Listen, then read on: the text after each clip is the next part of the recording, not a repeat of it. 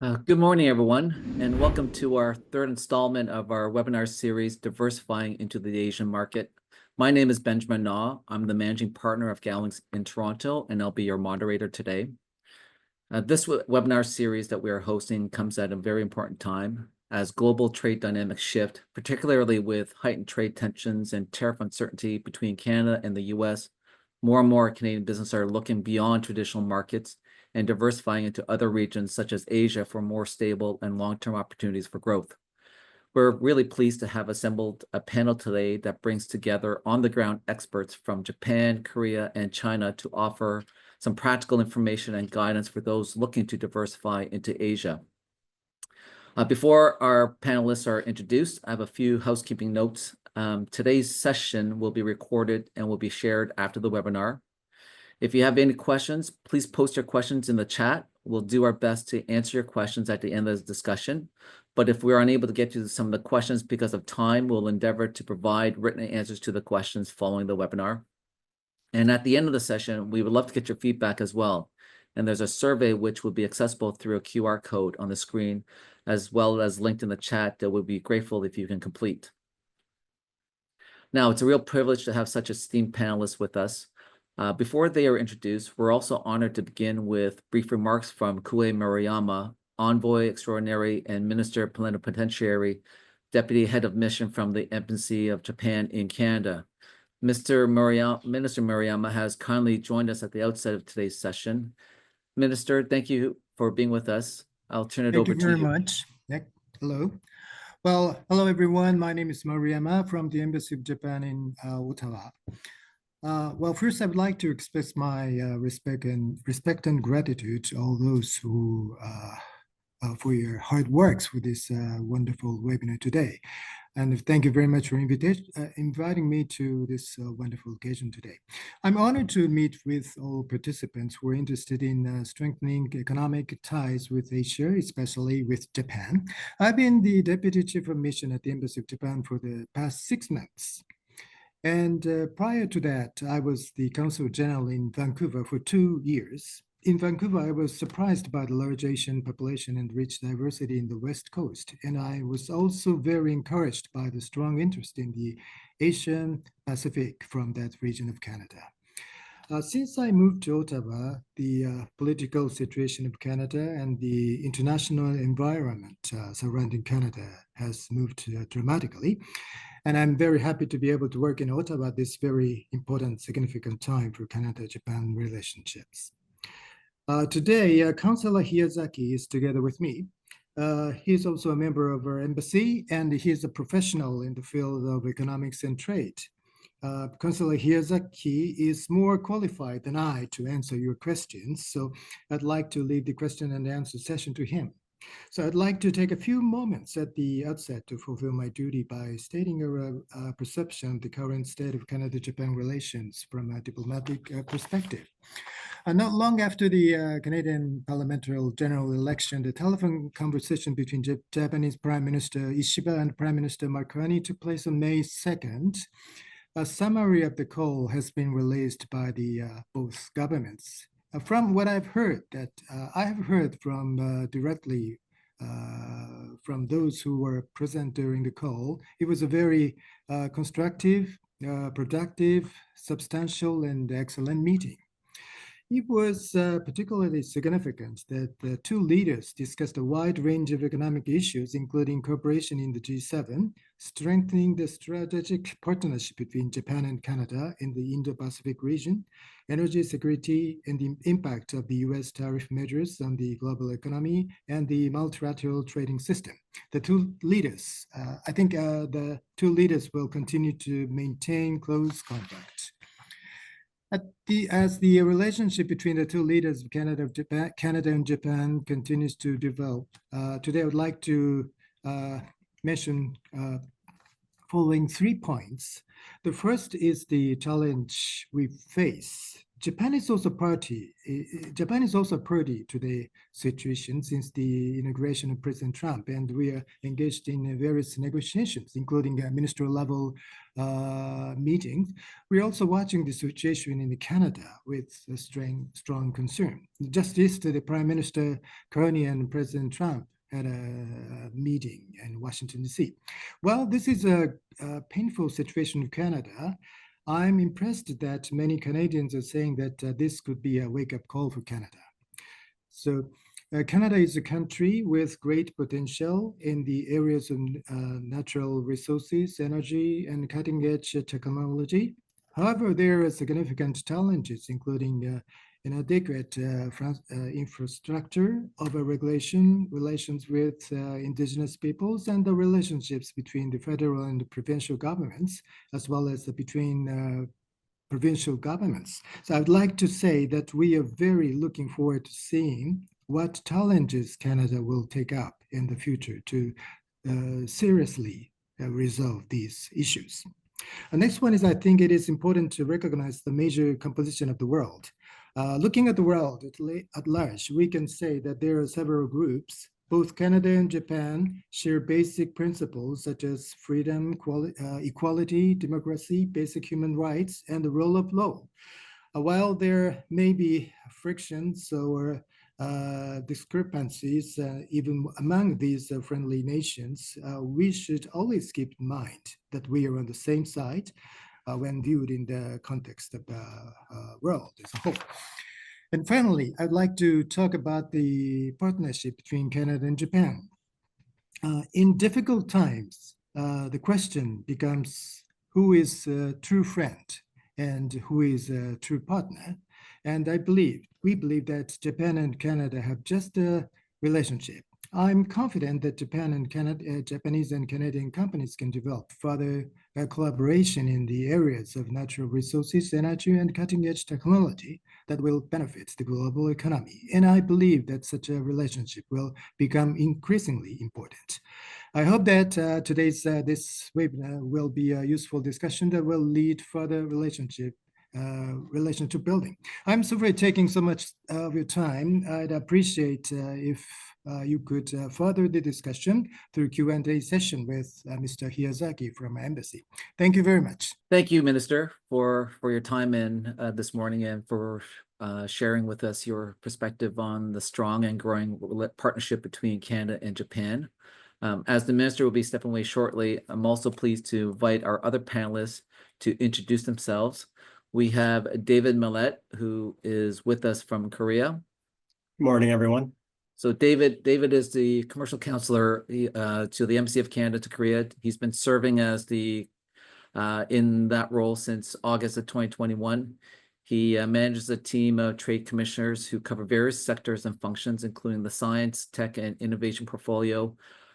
He's been a trade commissioner for most of his 20-year career with Global Affairs Canada, and David has had previous postings in Greece, Russia, and Kazakhstan, where he's largely focused on mining and the energy sectors. With us as well, we have Lindsay Margenot, who is with us from China. Hi, everybody. Good morning. I'm also a senior trade commissioner like David. My job here in Beijing is to lead our team of trade commissioners. We do a very similar role here. We cover a variety of sectors. We help Canadian companies understand the Chinese market and do business here. I've been here for only about 8 months, but this is my second tour in China. So I have a bit of a background from around 2012 was the last time I was here. Things have changed. I've also served in India for 5 years, in the Middle East, in Dubai, and in Washington. Also based in China, we have Vivian Desmonts, who's the co-managing partner of the China practice at Gowlings. Hello, everyone. Thanks, Benjamin. Yes, I co-manage our field offices in China, Beijing, Shanghai, Guangzhou. I've been working in China for almost 25 years as a foreign lawyer here in China, and we typically advise foreign companies doing business here in China. So welcome, and thank you all again for speaking to us this morning, or this evening, I should say, given where some of you are based. Let me begin by setting the stage. Let's start with some regional perspective. Lindsay, with Canadian businesses increasingly looking beyond the US, what sectors or industries or product categories are seeing the most growth opportunities for Canadian companies in China? So it's a really good question, actually, Benjamin, and I think quite timely because we continue to see a number of Canadian exporters or Canadian importers who use the US market as their base start looking elsewhere, start trying to find other markets. And we're actually seeing a number of them turn up with us here in China because of the scale of this market. China can be a really highly promising market in some areas, for sure, depending on the sector, depending on the company, but it's also a highly competitive market and it's subject to regulatory and political risks. So we find that sometimes in our team, we find that Canadian companies sometimes underestimate the commitment that's required to succeed in the China market. And we recommend that all companies who are considering China assess the opportunities that they're seeing against risks like operational risks, financial risks, legal, and also reputational challenges. Some Canadian brands that we all know well continue to do very, very well here, specifically in the consumer product sector and the prepared food sector, non-sensitive areas where China's large population offers a ton of opportunities. Companies like Canada Goose, Lululemon, Arc'teryx, we see these brands on Chinese citizens on the streets every day. They're extremely well known. All of these companies have walked that tightrope and found opportunities here balanced with the risk. But companies in other fields, for example, companies seeking innovation partnerships, technology, ICT, defense, life sciences, these sorts of companies, we would really recommend that they speak with our teams across China before they pursue any business here to make sure that they're going in with their eyes wide open. Thank you, Liz. How about David? How about in Korea? What industries or sectors are seeing the most opportunities there? Well, they're the ones that we currently focus on, but they're the ones that we're also looking ahead at in terms of new developments, particularly in light of, geopolitical developments, what's happening in the US and around the world. But currently the main focus where, we put a lot of our resources and our time and effort, and where we see a lot of interest also from Canadians, where we see there's a good fit with what's happening in the market, is in the agriculture and agri-food sector, in the information communications technology sector, life sciences, and clean tech. So those are four. Now I can go into specific subsectors, but those are sort of the areas where we really, spend a lot of time. And I should also note, as you mentioned, and apologize for not giving a more full introduction of myself at the beginning, but I do cover the STI portfolio, and that covers a whole broad range of different areas where we seek basically co-development partnerships with Korea. And so and from year to year, that can change in terms of focus. So last year we had a semiconductor mission from Canada where we had 9 companies participating. As people on the panel know, Korea is a leader in semiconductor development with Samsung and SK Hynix. And so, there's a lot of opportunity for collaboration across a variety of areas. We're often seen as sort of traditionally here in Korea as more of a resource producing country, and if you look at our exports, and the statistics, it's very telling because you see the top 10 exports going to Korea, which I think is kind of a crude measure of, where our trade, because these have been very long-standing partnerships, but they're things like energy, ores, metals, agriculture, agri-food products. Then you see what is coming from Canada to Korea, and it's things like automobiles, chips, semiconductors, and a whole, sort of the very high value-added, side of things. And so we're seeing a change in that, and certainly the sectors we focus on tend to be more in that area. So, I mean, we're not really involved in doing, so much energy deals and stuff like that. However, that's an area where Korea continues to have very strong interest. And so with the commissioning of the Trans Mountain Pipeline with LNG Canada, there is Korean interest there. There are shipments. They're interested in more of Canadian energy, and they're certainly interested in Canadian minerals and mining. They do not have a mining sector in Korea. There may be a couple mines, but they're certainly interested. And we actually signed a memorandum of understanding back when our Prime Minister was here, former Prime Minister Trudeau, when he was here in 23, on critical minerals and supply chains security.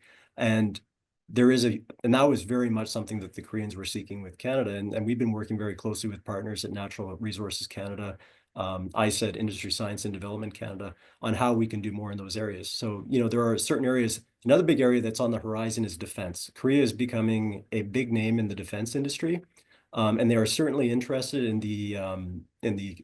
some of the projects which Canada has on its table, including our submarine procurement project. And so we can see sort of what we call industrial offtake opportunities there to help Canadian industry in that sector. So that's a big, broad overview. And certainly if we want to dig deeper, I'd be happy to take questions later. That's great. Thank you, David. There's sounds like a lot of opportunities there. Minio, from Japan's perspective, in which industries or sectors are Japanese companies currently focused on in Canada? Good morning and good evening. So regarding the question, this is a general comment, but we can say energy and natural resources, clean technology, and advanced technology, including critical mineral, AI, quantum technology, and nuclear power technology. Now let's turn to some practical considerations for diversifying into your respective regions. David, let me begin with you. What are some key considerations Canadian businesses should keep in mind when seeking to diversify into Korea? Well, I guess first off, it's that Canada has an FTA, a free trade agreement with Korea. And so it's important that this be understood and understand what it can do, because a free trade agreement only works if you actually seek the preferential tariff within the agreement. If you don't, you're going to be subject to what's called the most favored nation tariff, which is basically subject to everyone under WTO rules. But because we have a free trade agreement, what you're going to see, if you actually look on a tariff scale, you're going to see the MFN. And then if you look at Korea specifically, you're going to see something that is probably quite a bit less. Most of the tariffs have already been reduced to zero. So it's important that companies, especially those obviously who are looking to export goods, understand that, you know, this is something that exists and that you need to actually apply. So the way you apply, obviously, is your products, your exports need to meet certain rules of origin requirements. And if they do, then you can certainly take advantage of the preferential tariff. So I'd say, and our website, the tradecommissioner.gc.ca, has all sorts of information about that, right down to the granular stuff of where you get the forms and what you need to do in terms of determining rules of origin. So I just want to, throw that out there right from the outset, that this is, we spend a lot of time negotiating these agreements, and they're only good if companies actually take advantage of them. And you do need to actually apply under it when you are in the process of exporting. Another thing I'd like to note too, like the Korean economy, if you were to compare it to the structure of the Canadian economy, it's very heavily weighted towards large conglomerate companies called chaebols. These are in many cases family-owned companies that go back many decades to around the time after the Korean War. And they branch out into many different industries. They have different affiliates, and some of the most common ones, which have become household names around the world, Samsung, LG, Hyundai, SK, those are the biggest, but there are probably about somewhere around 20. And these make up a big chunk of the economy. I've been told that the 10 largest chaebols account for about 58% of GDP in Korea. And a lot of Canadian companies want to work with the chaebols. They hear Samsung or LG and they said, oh, I want to work with Samsung or LG. But it's not that easy. These are really big companies. So you really have to kind of understand the company.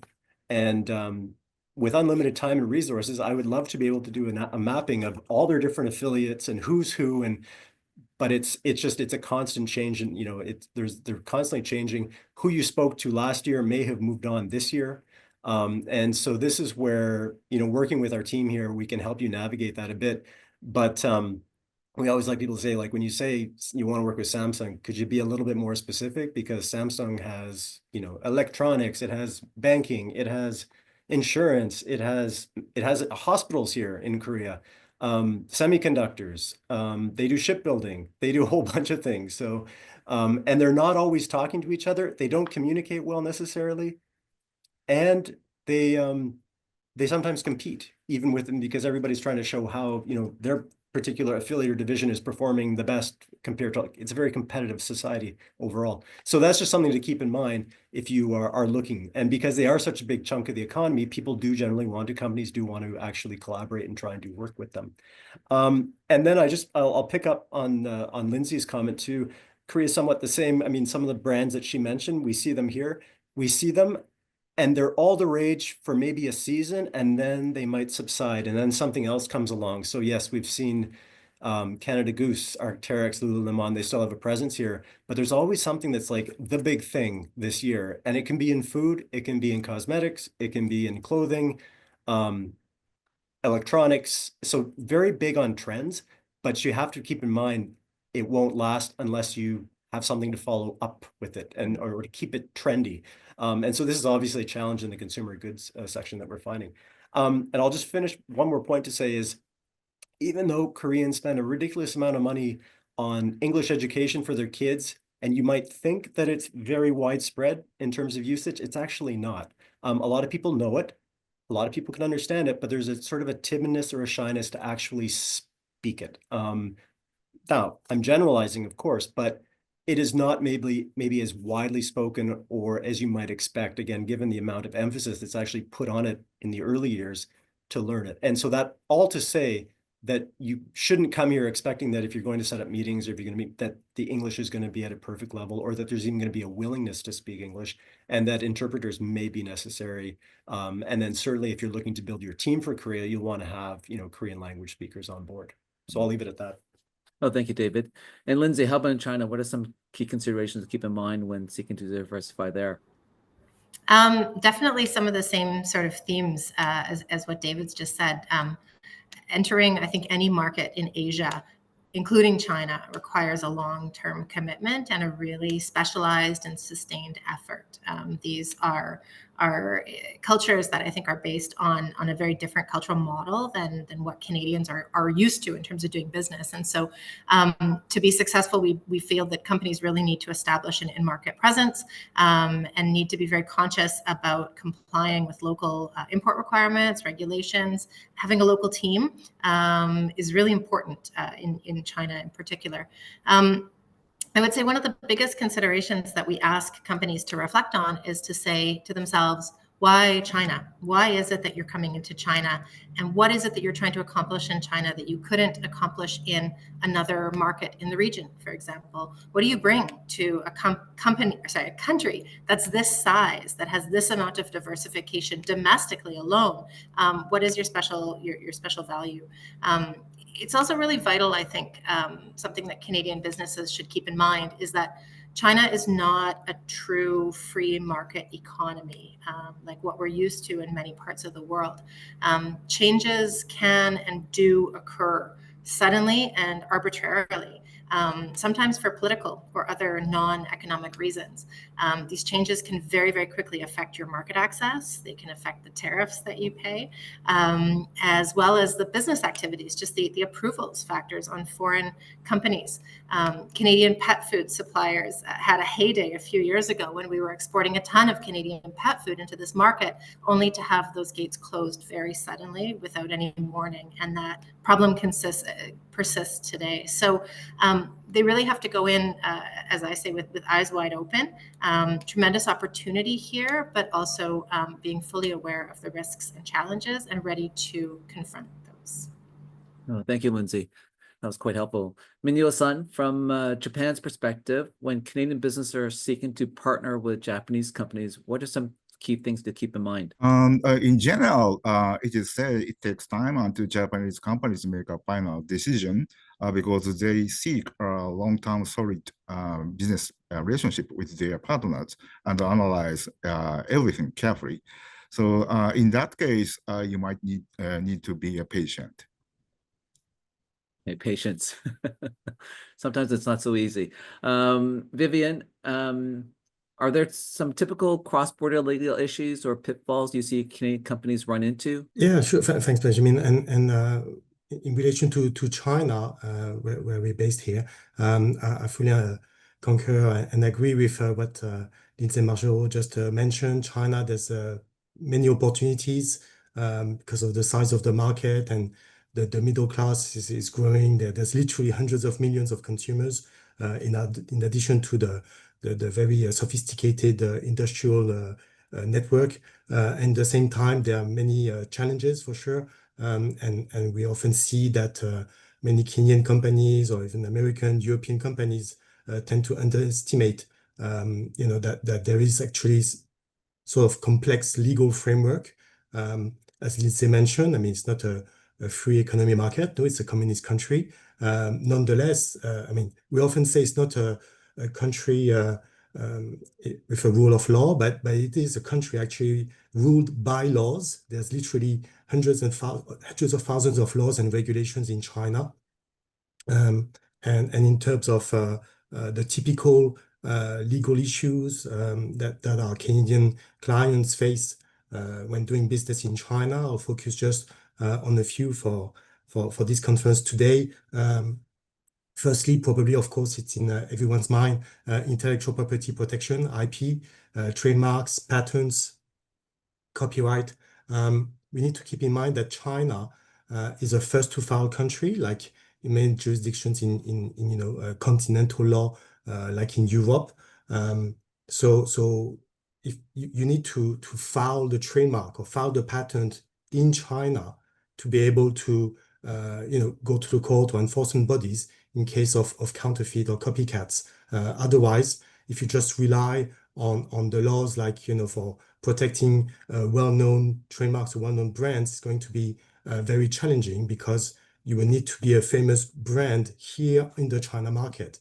I remember very well when I started to work over 20 years ago, end of the 1990s, Walt Disney had so many copycats here in China and struggled, according to Chinese law, which did protect well-known trademarks, but struggled to prove that Walt Disney was actually well-known in China before Chinese courts, because it wasn't.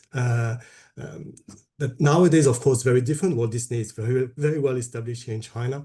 But for other Kenyan companies, typically you need to register trademarks here, and our firm is happy to assist on that.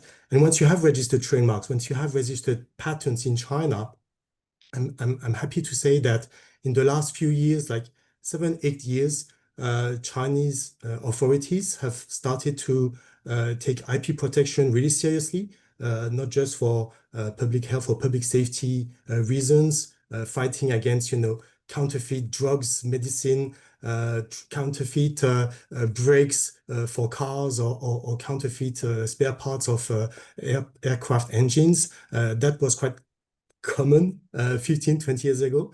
Nowadays, Chinese authorities are well trained in terms of IP protection everywhere in the country. And the main reason is because Chinese groups themselves, the tech companies themselves, have lobbied very actively with the Chinese government, and Chinese government has understood. So we are able to win cases, more than 80% of cases against counterfeiters here in China, provided that our foreign clients have registered their trademarks or patents in China. This is really a must. Consideration of time, I'll go quickly on other typical issues that our clients run into before coming to us for advice. In terms of contract enforcement, very often as a Kenyan company, Kenyan companies are comfortable with a contract with a Chinese business partner where the contract is governed by the laws of Ontario, let's say, or BC or Quebec, and thinking that they would be well protected because they know that they would be well protected under the laws of their own jurisdiction in Canada. But when you think of it, a contract is useful when actually there's a dispute later on during enforcement with your business partner. When your business partner doesn't respect the contractual commitment, then you take your contract out of the drawer and then you see what's going on, and then you try to enforce it. You get a great judgment in Canada, let's say, after a few years of litigations and fees and time spent. And then once you get a great Kenyan judgment, then you want to enforce it against a Chinese counterpart. But the Chinese business partner doesn't have any assets in Canada. So you will need to have this Chinese judgment recognized and enforced by a Chinese court in China, where the assets are, or where the infringement of your high-tech technologies is taking place. So that's like after years of litigations, and to end up with a Chinese court probably saying, well, I'm reviewing this contract, and the terms that may be very basic to you and obvious are actually not compliant with Chinese laws, or not compliant with Chinese taxations or licensing or compliance rules, and so not enforceable in China. So contracts, we're happy to assist and review, vet contracts to make sure that they are enforceable here in China and that they are worth the paper they're printing on. Third issue, very frequent issue for Kenyan companies doing business with China or in China, is everything related to the foreign exchange control. The Chinese currency, RMB, is not freely convertible. There is always an administrative approval that banks will take care of in China, but nonetheless, they need to tick all and check all the boxes and administrative requirements to approve international bank transfers. Otherwise, you cannot get money in China, or you cannot get money out of China if you're not compliant. And I'll just finish very quickly with also related to compliance. Data protection, cybersecurity is nowadays becoming a hot topic legally in China. Well, I'll finish just by that. I'm conscious of time and happy to take questions later on. Oh, thank you, Vivian. That's very helpful. And you all kind of touched on this, and maybe you can expand on it further, but entering a new market isn't without its challenges. Lindsay, in your experience, what are some of the most common mistakes businesses make when trying to do business in China or with Chinese companies? So I think it runs the gamut depending on what sector companies are in. But I think comment on what Vivian just mentioned, which is being really aware of the regulatory environment here and how different it is from Canada and from many other countries where companies are doing business. Just being very respectful and conscious of following those rules to a T, making sure that you have good advisors on your side.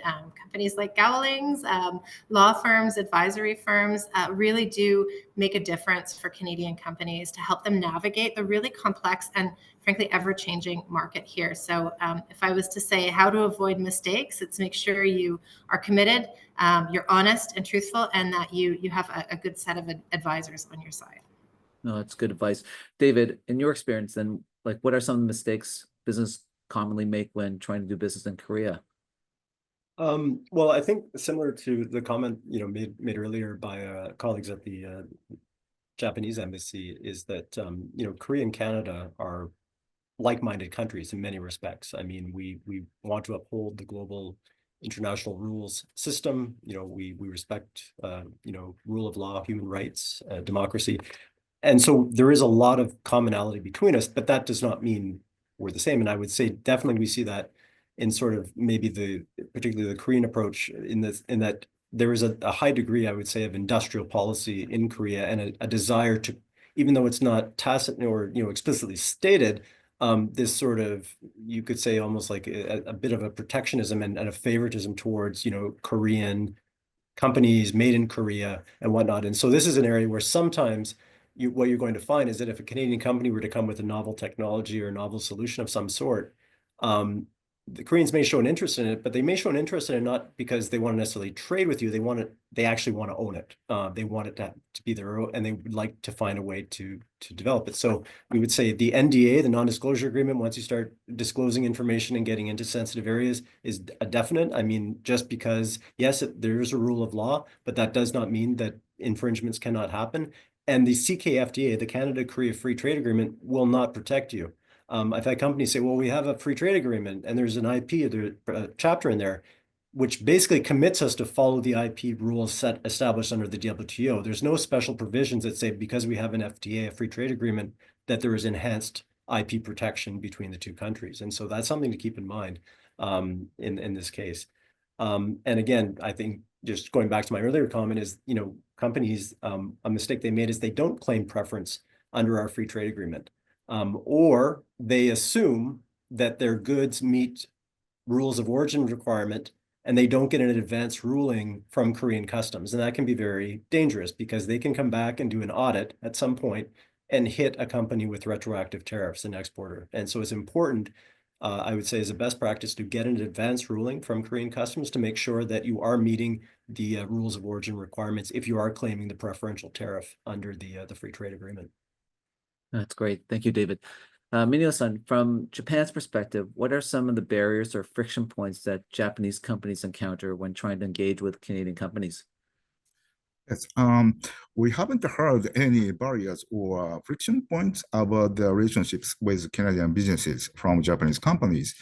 The main reason for this would be that they do business together based on fundamental principles, such as democracy, basic human rights, and the rule of law.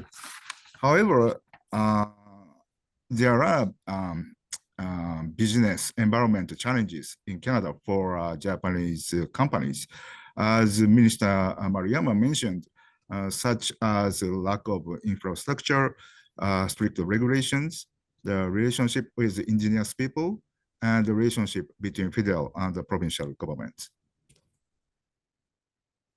Thank you, Minio-san. And Vivian, to avoid some of these mistakes that Lindsay and David in particular have mentioned, like at what stage should companies involve legal counsel when entering a new market? Sure, thank you. Well, it's true that as lawyers, we are quite fortunate to find ourselves involved very early in expansion projects or new distribution projects, and it's always very exciting. So yeah, very early in the planning process, when our clients start to work, whether it's with Chinese companies or even other companies from other jurisdictions in Southeast Asia, let's say, very often I find that Canadian companies or foreign companies don't do a minimum due diligence on the counterpart. And they would rely, for example, for working with a Chinese company or a new supplier, they would just rely on information on the website, which is in English. And then what's mentioned on Alibaba, for example, platform on that supplier, and then whoop, off they go, and they don't prepare contracts. They don't, make inquiries about who are the shareholders, the beneficial owners, the controllers of these Chinese companies. If the Chinese company that they're going to start working with is actually just newly established, or is it a well-established company incorporated for many years with the registered capital fully contributed to or not. And this is information that we can get here in China with the public and official companies registry, which is very rich of information, much more than in most provinces in Canada. For the companies registry in China, we are able to confirm to you who are the shareholders, if there's pending litigations, if the company is blacklisted or not, who are the company officers, and if they have positions in other companies in China. Recently, for example, in addition to a quick company check like that, for a Kenyan client wanted to distribute its skincare products in China on e-commerce platform, and with the hundreds of millions of Chinese consumers, they wanted to work with a distributor that they found like that on the internet. Actually, the Chinese distributor, reached out and saying, "Your product is great. Let me distribute it in China. We're going to do great things together." And we did our homework. We did our routine checks. Okay, who is this company? Established just a year ago. By two individuals. Oh, really? Shareholders are individuals, right? Capital, not contributed yet. Okay. And then we continue our little preliminary due diligence. And then we find out this potential distributor has registered already as a trademark in China the brand of our Kenyan client. So this information we were able to share very early in the process with our Kenyan client that immediately paused the project. Of course, we filed for to claim back the trademark that this potential distributor very kindly registered, but then thank you to transfer it back to us. And so we help to in these kinds of negotiations. Moving on or next step, where we often act very early in the project is, of course, in terms of contract drafting. I've mentioned it earlier on, having a contract governed by the laws of province in Canada or even the laws of Hong Kong, let's say. We need to have legal advice to consider, is it actually enforceable, and where are the assets, where may the infringement or disclosure of confidential information happen. If it's in China, very often we would actually advise to have the contract governed by Chinese law, so that in case of infringement or in case of dispute, if we can't agree on the amicable settlement, then we go to the Chinese courts immediately, and then we can have it enforced. And litigations in China takes like 6 months to a year maximum. It's much quicker than litigations in Canada by experience. So I think I'll stop there and happy to take other questions later on. Thank you, Vivian. As we're approaching the second half hour of this webinar, let me ask these questions about what support might be available to Canadian businesses who are looking for some help or assistance or some advice on diversifying into Asia. Lindsay, what support and resources are available through the Trade Commissioner Service to help Canadian companies build trade relations with China? Sure. So here in China, we actually have the largest team of trade commissioners in the world. We have 5 different offices across China. So here in Beijing, Chongqing, Shanghai, Guangzhou, and in Hong Kong, we have more than 100 trade commissioners. And I think the reason for that, you've heard through the lines that I'm communicating tonight, this is a complex market. It's a challenging market, and we want to make sure that Canadian interests are protected when Canada and Canadian companies are doing business here, whether it's selling into China or sourcing from China. And so our trade commissioners are here to help. We've got a number of documents online and information that can help you. And I guess in terms of advice for Canadian companies who might be considering China for the first time or considering expanding in China, I would say do your research in Canada first before you get to China. Don't be wowed by the opportunities here and rush headlong into it. We always say that that Canadians need to be very firmly aware of the Canadian policy environment that impacts business in China. So, for example, if you're considering sourcing from China, you really need to be fully aware of the Canadian regulations on inadvertently sourcing products that might have been made by forced labor. For example, Bill S-211 on forced labor could impact your ability to import goods if you can't provide due diligence on where those goods have come from. We also say that Canadian companies need to be fully aware of things like the sensitive technology research areas of concern between Canada and China. This is a Canadian policy. You can find more information through the Trade Commissioner website. But these are the sorts of things that you need to really do your due diligence on and make sure that you're fully in line with Canadian policy before you start looking abroad. So our team is also happy to help people navigate those kind of questions as they go through considering the China market. That's great. And David, what support and resources are available through the Trade Commissioner Services in Korea? Well, I think they're the ones that are available throughout our network globally, and I see that from the companies. And thanks, Lindsay, for providing us me a sense of who's already a member or a Trade Commissioner Service client.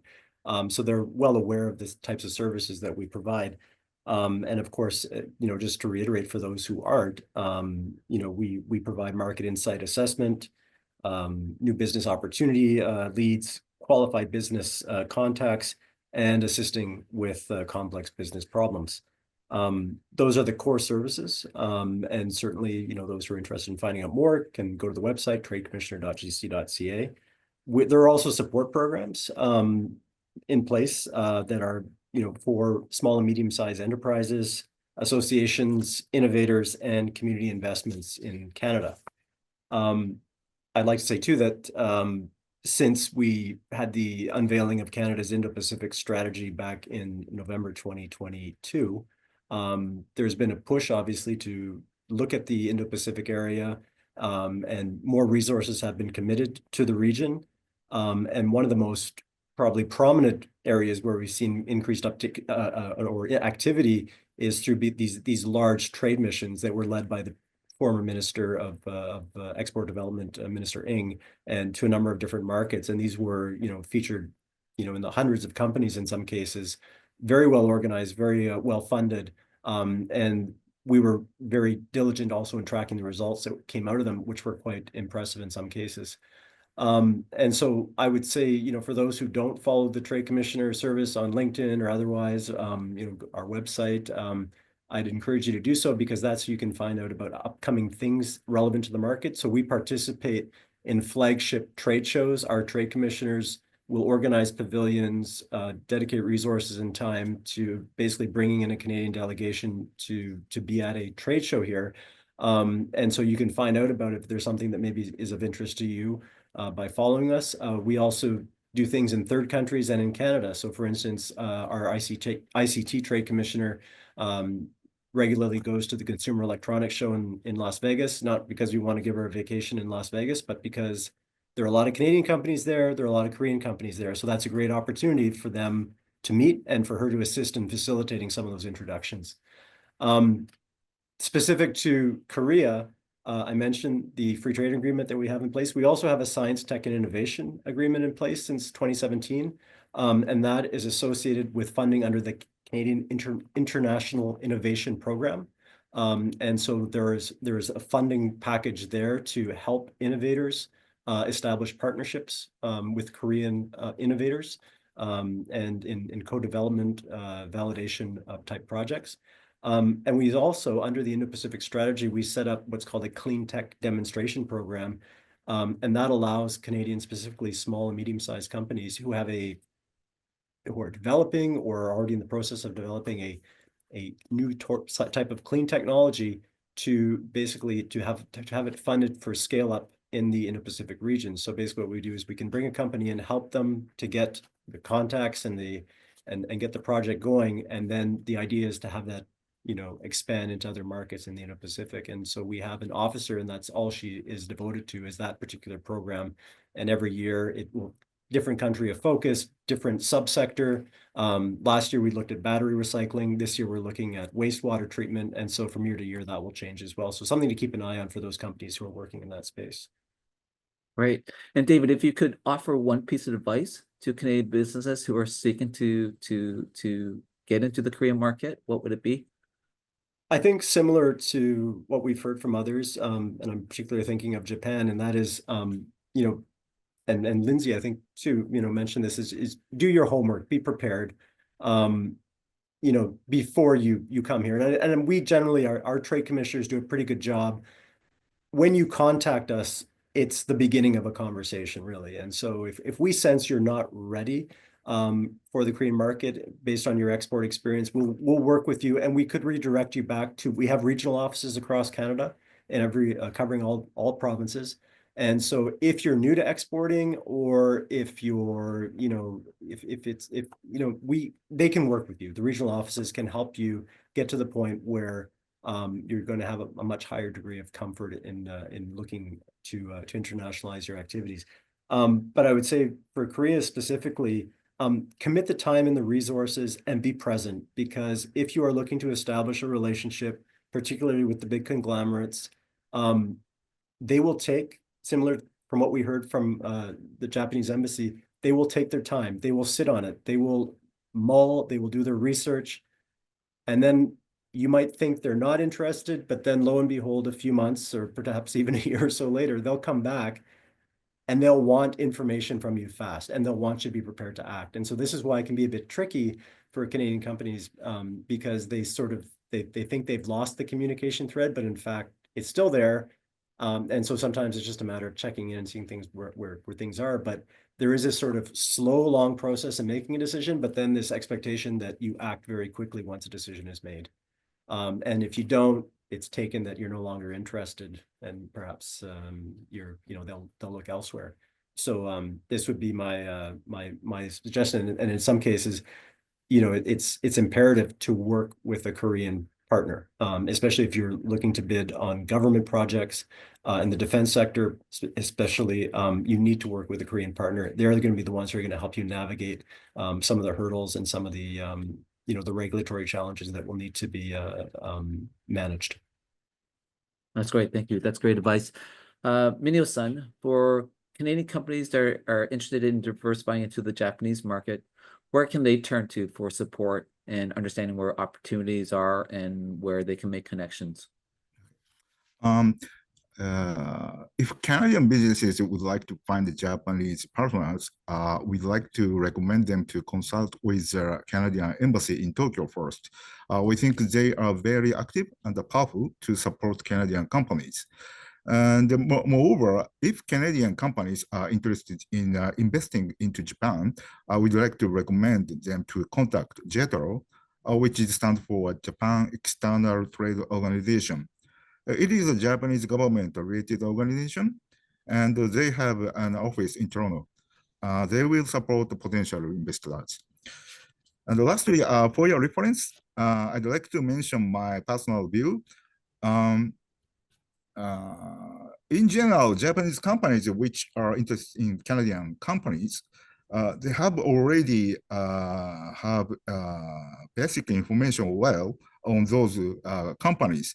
but competitive small medium-sized Canadian companies such as high-tech startup companies and the mining junior companies might be a business chance with Japanese companies because Japanese companies might have not been aware of those Canadian companies yet. Thank you, Minu-san. That's Jetro. That's Jetro. Is that right? Yes. Japanese export. Okay, great. So and they're here. Yeah. Oh, sorry. JETRO, Japan External Trade Organization. Right, and you said they have an office here in Toronto. You said. Yes. Okay, great. We have a few more minutes for questions. I don't see any. Oh, here we go.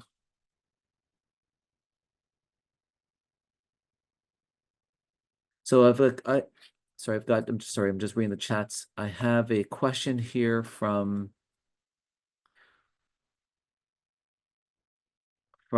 Daniel Jency from Henson Shaving, aerospace machine shop that made razors better than all the other razors.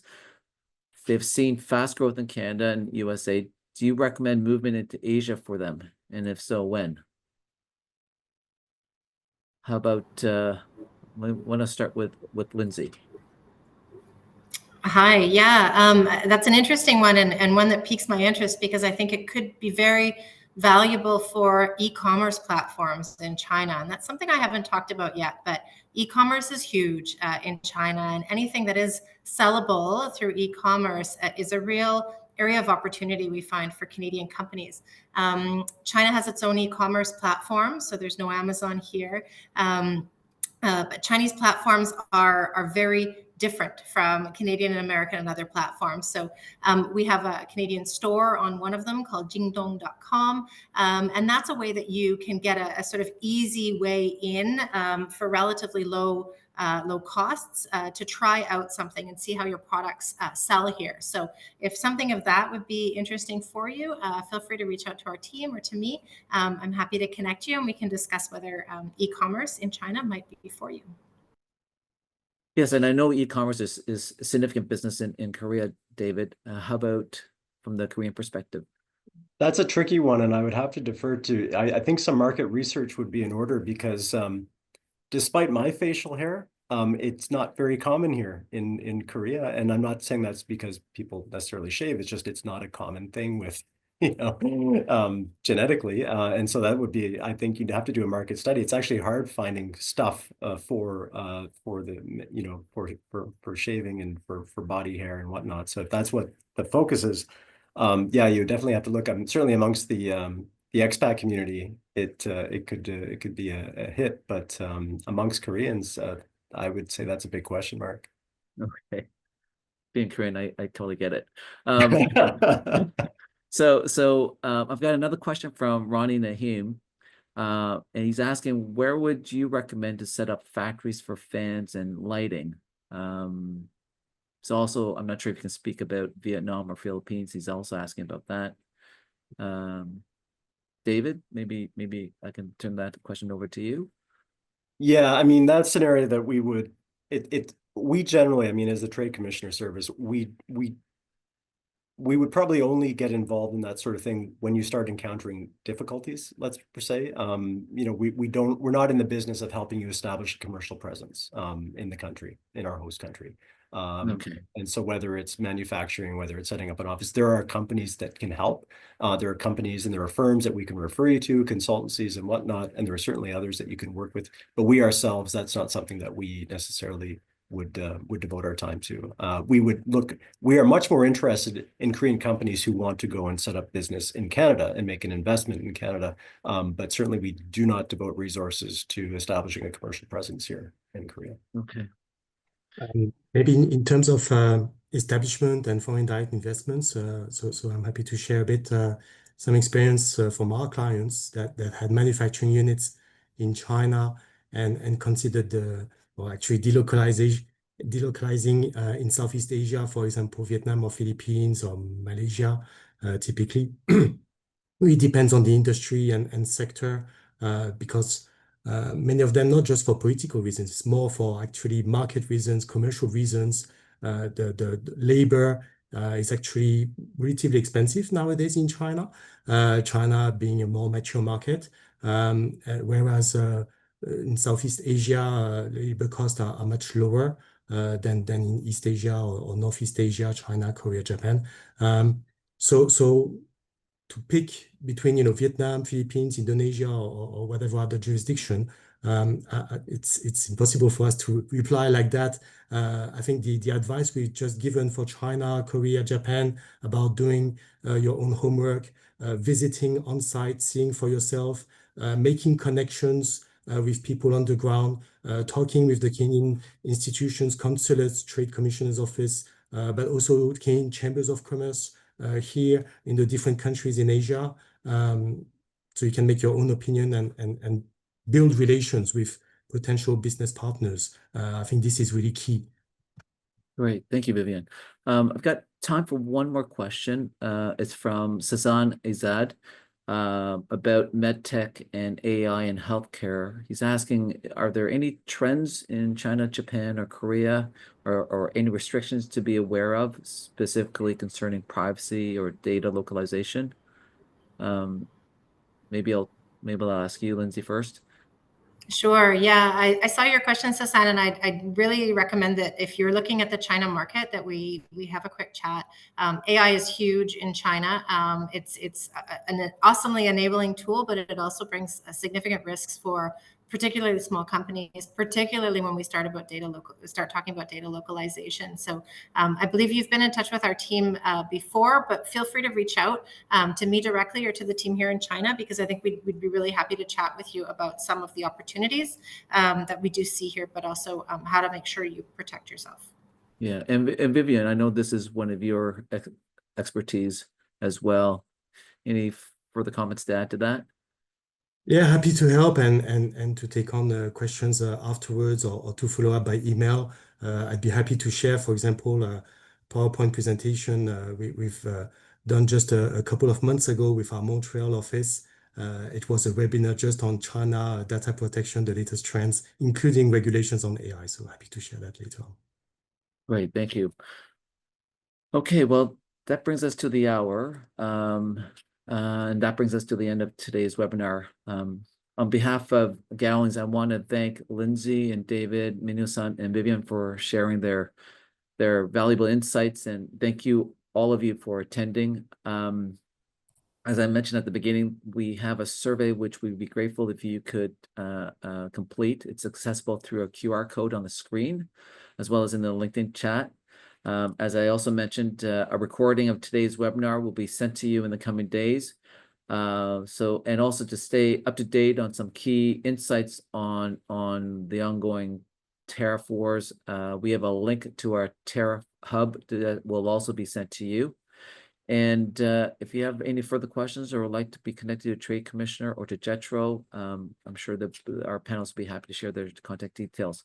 I want to again thank you all for attending, and especially grateful to our panelists for their time. I know Lindsay and Vivian and David in particular, it's quite late where you are all, and so appreciate it again.